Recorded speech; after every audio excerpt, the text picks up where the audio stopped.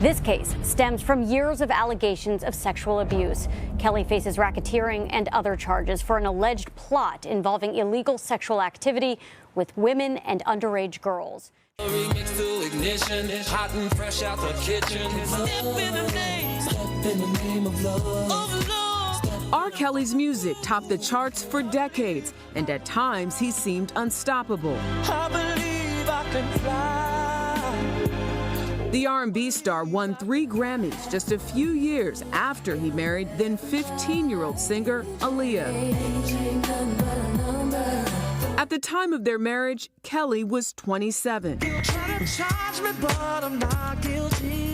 Then, in 2002, Kelly was charged with making a sex tape with a 14-year-old. A jury found him not guilty 6 years later.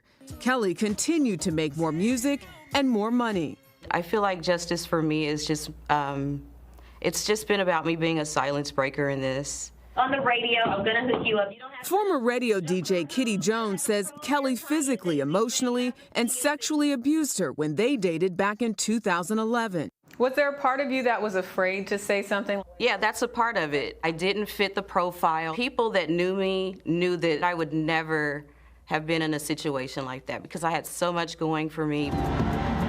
Jones was among a handful of women who described life under Kelly's control in the 2019 docuseries Surviving R. Kelly. Being on punishment could be either you're not getting food or you took a beating. People betray me, and I keep forgiving them. That same year, Kelly sat down with Gayle King. Have you done anything wrong? Lots of things wrong when it comes to women that I apologize, but I apologize in those relationships at the time I was in the relationships. Have you broken any laws when it comes to women? Absolutely not. And 4 months after that interview, Kelly was arrested for federal sex crimes in Chicago and New York. In July, the 54-year-old was transferred to Brooklyn, where he will now stand trial for allegedly running a criminal enterprise for 2 decades involving sex trafficking of women and underage girls. Kelly's legal team tells CBS News the enterprise is based on a series of independent relationships and events that the government is trying to patch together like different types of fabrics and trying to pass it off as silk. As for Jones, she says her focus is on the survivors. My hope is just for everyone to get a peace of mind finally, process their hurts.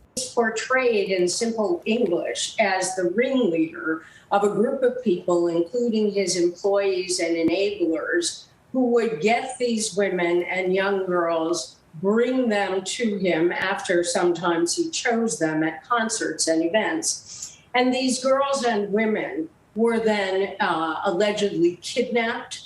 They were placed in apartments or where he lived. They were put in rooms. They had to wear baggy clothes. When they were not with him, they were not able to eat or go to the bathroom without his permission. So in this way, he's being charged with being a mastermind of exploitation and trafficking. So I expect a tale from the opening statement of the prosecutor to lay out each of the offenses, and it will really be something that will shock any person who is in that courtroom. What happened in the first trial back at the acquittal of 2008 was that the victim herself and her parents did not testify. So they were in a position as prosecutors to try to prove a case without a victim.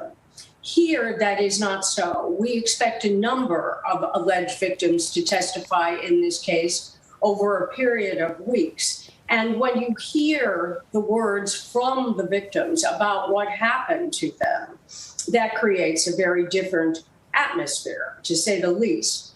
We also do have to remember that R. Kelly, as any defendant, is presumed innocent unless and until a verdict of guilty would come forth.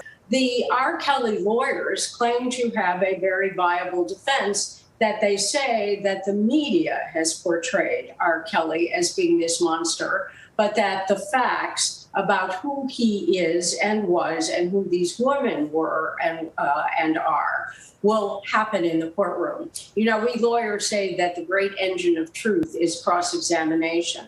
So whether the defense is giving us facts that we will see come alive in the courtroom or whether it's just spin and bravado, that remains to be seen. Is that there are 7 men and 5 women. What we also know, which may be surprising to many, is that most of these jurors, if not all of these jurors, who were finally chosen in a 3-day process, someone might have thought with the person of R. Kelly's fame that the jury selection process would have taken 3 weeks rather than 3 days. But most of these people really didn't know much about R. Kelly, even as a musician, and they certainly knew little or nothing about these charges. So you have a jury that is fresh and new, and that may be a good thing.